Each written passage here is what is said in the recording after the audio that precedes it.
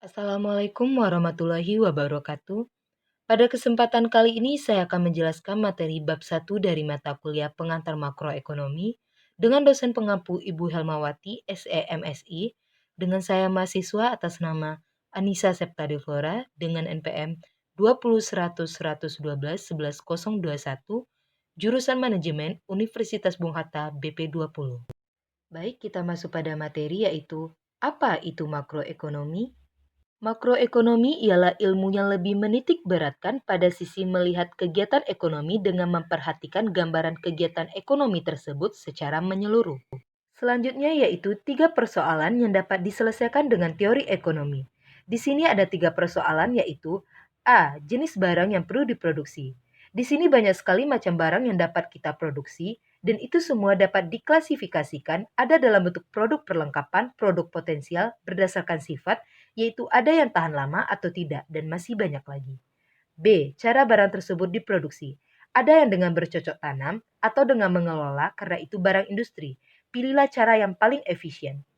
C. Untuk siapa barang tersebut diproduksi? Bagi konsumen yang membutuhkan tentunya.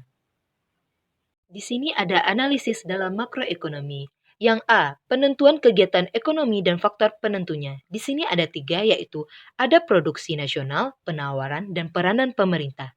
Yang B, masalah yang selalu dihadapi dalam perekonomian.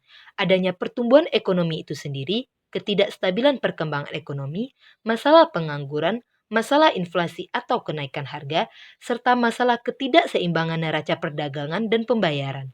Yang C, tujuan dan kebijakan pemerintah dalam menghadapi masalah perekonomian.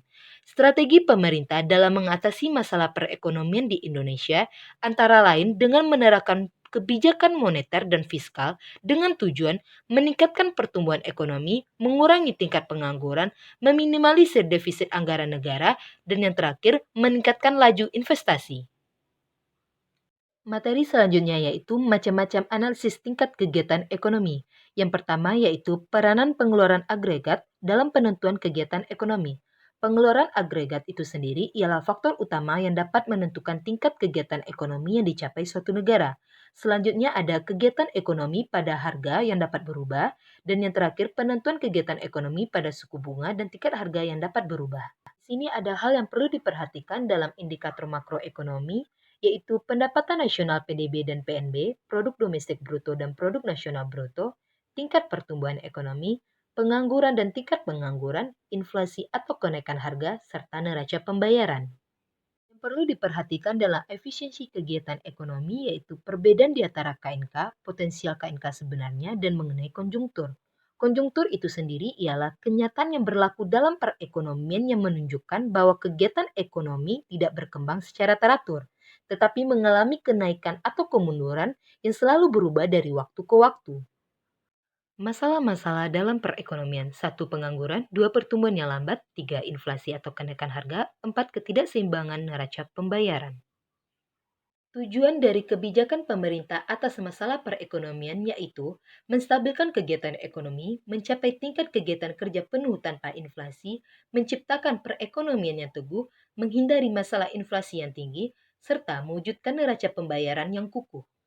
3 bentuk tindakan dari kebijakan pemerintah. Yang pertama, kebijakan fiskal. Kebijakan fiskal ini yang mana lebih mengarahkan ekonomi suatu negara melalui pengeluaran dan pendapatan pemerintah.